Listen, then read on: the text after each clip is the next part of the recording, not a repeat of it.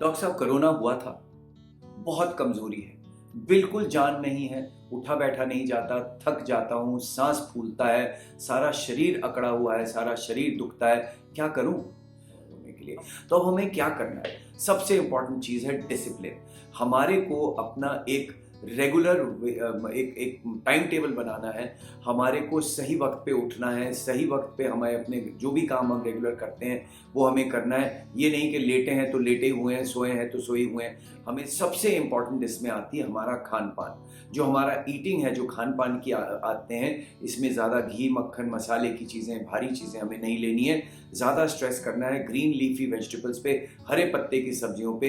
इससे हमें एनर्जी मिलती है, इससे हमारे को जो न्यूट्रिएंट्स हैं वो मिलते हैं, इससे हमारी जो इम्यूनिटी है वो भी इम्प्रूव होती है और इससे हम स्ट्रेंथन होते हैं। इसके साथ साथ जो फ्रेश फ्रूट्स हैं, जो भी सिट्रस फ्रूट्स हैं, ये जो मौसम्बी है, नारंगी है, अनार है, अंगूर है, इस तरह की चीज़ें जिसमें जूस होता है वो आप ज़रूर लें। फ्रेश फ्रूट्स दिन में खाएं, सुबह खाएं और उसका जूस निकाल के दोपहर या शाम को लें, क्योंकि इससे थोड़ी क्वांटिटी मात्रा आप थोड़ी ज़्यादा ले पाते हैं। तो ये बहुत ज़रूरी है कि आप ग्रीन लीफी वेजिटेबल्स और फ्रेश फ्रूट्स का रेगुलर सेवन करें। इसके साथ साथ कम से कम 2.5 से 3 लीटर हल्का गर्म पानी या लिक्विड चीज़ें या कोकोनट वाटर या बार्ले वाटर या जो भी आपको पसंद हो, लिक्विड्स जो हैं वो आपको, टी कॉफ़ी बहुत ज़्यादा नहीं, लेकिन ये सब चीज़ें जो हैं आपको लेना, जिससे थोड़ी सी जान रहे, थोड़ी सी ताकत रहे और इससे हमारे शरीर में एक हमारा हाइड्रेशन और पानी का जो एक ज़रूरत होती है वो पूरी होती रहे। इसके साथ साथ हमारे को हाई प्रोटीन लेकिन इजीली डाइजेस्टेबल, भारी चीज़ें नहीं, ऐसी चीज़ें जो हम आसानी से पचा सकें।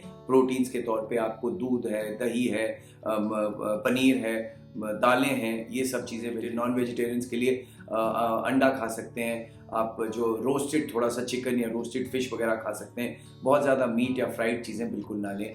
इसके साथ साथ खान पान के साथ में बहुत ज़रूरी है कि अगर हमारा थोड़ा गला ठहरा हुआ है, गला खुश्क हो रहा है, कुछ हो रहा है, तो गर्म पानी की भाप दिन में 2 से 3 दफ़ा ज़रूर लें, जिससे हमारी नाक खुल जाए, जिससे हमारे साइनसेस खुले रहें और खुलते रहें। और हमारे को जहाँ तक हो सकता है कि हमारे को जो हमारे डॉक्टर्स ने रिकमेंड किया है, जो हमारे विटामिन हमारे डॉक्टर्स ने रिकमेंड किए हैं, vitamin C, vitamin D, vitamin B12, जो आपके डॉक्टर्स रेकमेंड करें उस हिसाब से आपको रेगुलरली लेना है।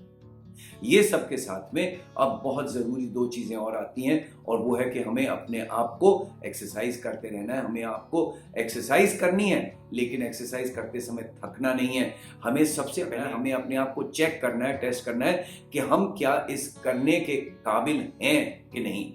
इसके लिए एक 6 मिनट वॉक टेस्ट होता है, जिसमें आप पल्स ऑक्सीमीटर उससे चेक करें कि आपका ऑक्सीजन कितना आ रहा है, और फिर आप 6 मिनट एक ही पेस पे थोड़ा सा कमरे में या घर के बाहर, घर के अंदर, जहाँ पर भी चलना चाहे वहाँ पर आप चल सकते हैं। और उसको चलने के बाद अगर आपको लगता है कि आप आराम से चल पाते हैं और आपका ऑक्सीजन डाउन नहीं होता, तो फिर आप अपनी ग्रेजुअली एक्सरसाइज बढ़ा सकते हैं। थकना नहीं है, बहुत ध्यान रहे।